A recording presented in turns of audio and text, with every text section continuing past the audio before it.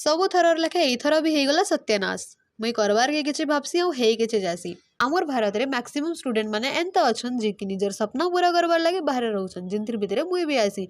नमस्कार मुई वर्षा आउ भी भुवनेश्वर रे पीजी रे रहसी। मते एतकी खास कुकिंग करी तो नहीं आसे लेकिन चलो आज देखमा कि निजे रांधले केते स्वाद आसी।